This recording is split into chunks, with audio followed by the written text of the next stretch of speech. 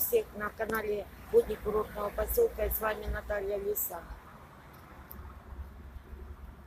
Сегодня 16 июля 2018 года, и мы идем на пляж. Ночью прошел дождик. Сейчас погодка вроде налаживает. Да. Приходите, я вам расскажу все. Все расскажет, покажет.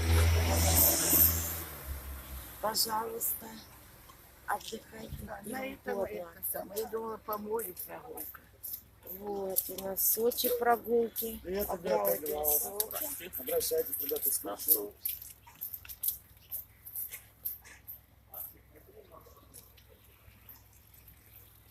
Конные прогулки. А конные прогулки где это?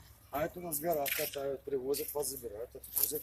Здорово. Катайтесь на лошадках, 3-4-метровые водопады посещаете. Шикарно. Двухчасовые прогулочки, 1200 рублей стоят. Здорово. Есть часовые, но там просто по горным тропам. А двухчасовые уже к водопаде на подходе. Они небольшие, но зато красивые фотографии, вы видите, посмотрите красивые места. А вот это что? Лимпопо. Это отдых в горах у нас, где все включено.